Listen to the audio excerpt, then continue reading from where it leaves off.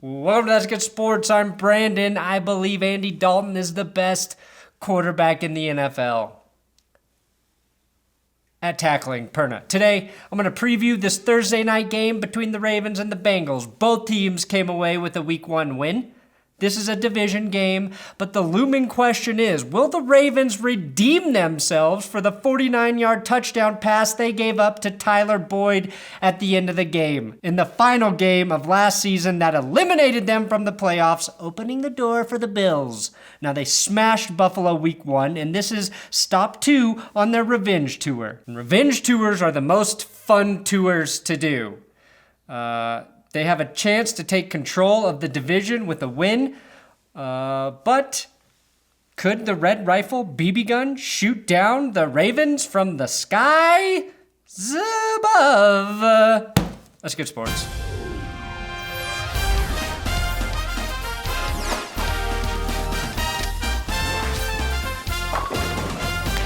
This episode is sponsored by BetDSI. That's right, a sponsor. Use my promo code GS100 and BetDSI will match your first deposit up to $1,000.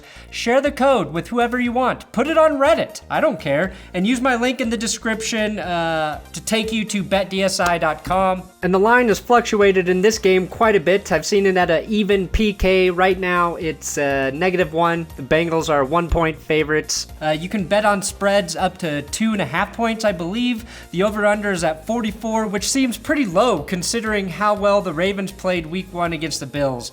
The question there is, are the Ravens that good or are the Bills really that bad? And I'll reveal who I'm betting on at the end of this episode. Not that you really give a fuck.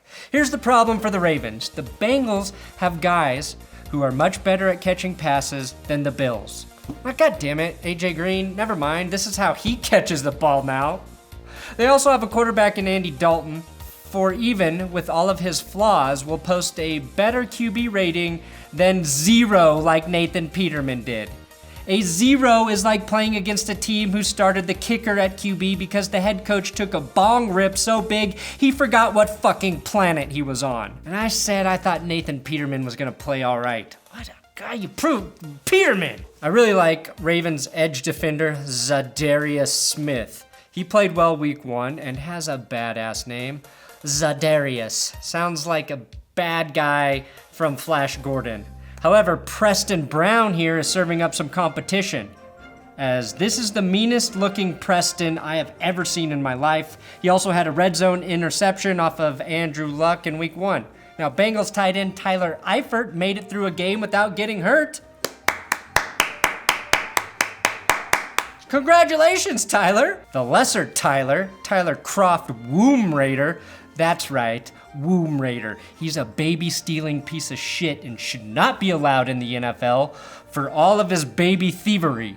If Serena Williams called Tyler Croft Womb Raider a baby thief, she would not be wrong. Now call me whatever you want. Call me a liberal snowflake, but I am adamantly against baby theft. 100% no stealing babies. What was I saying? Oh yeah, Croft had 1 reception for 9 yards. The Bengals have 3 ball catchers named Tyler Eifert, Tyler Boyd, and Tyler Croft. They have a history of doing genius shit like this. Remember in 2015 when they had the trifecta of AJs, A.J. Green, A.J. McCarron, and A.J. Hawk? 2015 was the last time they finished first in the AFC North. And you better believe if Cincy does not finish in first place and lose in the first round of the playoffs, as is Bengals tradition, one Tyler will be chosen as a sacrifice at the start of the 2019 season. The Cincinnati defense, which I believe will be very good this year, held the Colts to just 75 rushing yards and featured back Jordan Wilkins to a 2.9 yard per carry average. Bengals back Joe Mixon rushed for 95 yards with 54 receiving yards out of the backfield, making former favorite Giovanni Bernard irrelevant. Last year, the Bengals were the only team in the NFL to not have a rush go for longer than 25 yards. Mixon cracked that Week 1 with a 27-yard carry. I really believe if the Bengals win this game, it will be because of Joe Mixon. Baltimore's corners are very good, and their best corner, Jimmy Smith, is serving a 4-game suspension. And the only way I think you can buy Andy Dalton enough time to be effective in the passing game is if the run sets that up. You want the Ravens to have to honor the run for Cincy to have a dominant air attack Thursday night. And when Jimmy Smith gets back for the Ravens, that secondary is going to be very good. Baltimore was so dominant week 1 against the Bills that Lamar Jackson got some playing time. Joe Flacco, finally healthy with some fucking wide receivers to throw to, tossed 3 touchdowns for 236 yards and a very efficient 25 of 34 passing. Not elite receivers in Baltimore, mind you, but good enough. The Ravens are using a running back by committee with Kenneth Dixon, Javorius Allen, and Alex Collins. I thought Collins would get the most carries, but that was Kenneth Dixon's honor, week 1. Flacco spread the ball around like mayonnaise, connecting with 9 different players. Andrew Luck did the same, so that didn't really work for him. I'm really not sure how Terrell Suggs is still able-bodied enough to play in the NFL. He's sort of like James Harrison in that way, and he's still good. 35-year-old linebackers in the NFL are as rare as Bengals playoff wins. Terrell Suggs has more valid conspiracy theories than Marvin Lewis has playoff wins. If you're Joe Flacco, you need to keep an eye on these Bengals safeties, Jesse Bates and Clayton Fejedelem.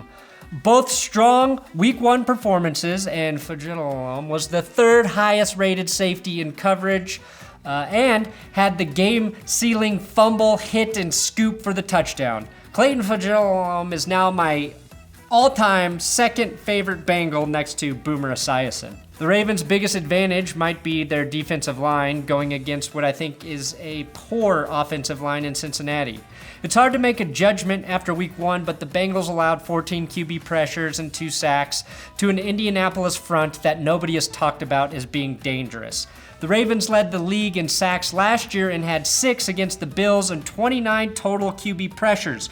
Also hard to judge because it's the Bills with the bad O-line and a bad QB, bad QBs, and just a bad team probably. The key injuries heading into this game for the Ravens. First, running back Kenneth Dixon, their leading rusher, out several weeks with a knee injury. Tight end Hayden Hurst is out, but they do have Max Williams and Nick Boyle already playing ahead of him. Be careful, Nick Boyle, as tight end Jack Doyle fumbled late in the game for the Colts last week, which was returned for that touchdown. Could happen to you because you have a similar sounding name, and if you haven't learned anything, it's how much importance I place on players' names. Tyler Croft, the Womb Raider, you sick son of a bitch. And they have some reserve players out, Maurice Kennedy and Willie Hurst. Key injuries heading into this game for the Bengals. Just one in preppy badass Preston Brown, who is questionable with an ankle injury.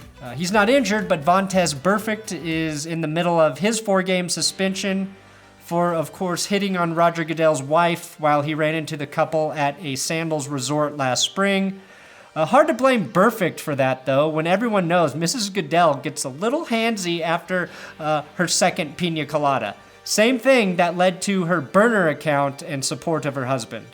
I think the Ravens will win this game. Even though the depth is a bit of a concern because of the injuries, I picked them to win the division, and overall I think they are a better team. Better coach, better QB, better defense, better offensive line, better looking QB, but worse skill positions. Joe Mixon, A.J. Green, and Tyler Eifert could make me look like a real ass clown.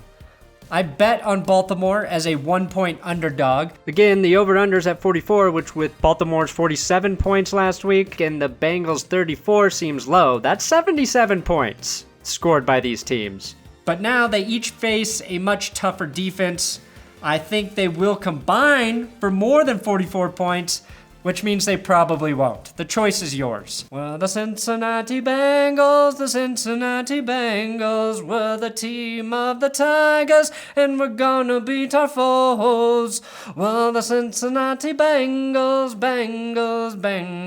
team of the Tiger, we go, we're going to beat our foe. Well, the Cincinnati Bengals will beat our foes, 'cause we're the Tiger Toes. Thanks for watching another episode of That's Good Sports. Subscribe here on YouTube. Share this video on social media. I don't care. Put it on Twitter. Put it on Facebook. Put it on Instagram. Put it on Pinterest. Put it on Tinder. Don't do that. I'm married and I don't need any more women hitting on me. Also, I'm on Twitter at Brandon Perna. Instagram at Brandon Perna.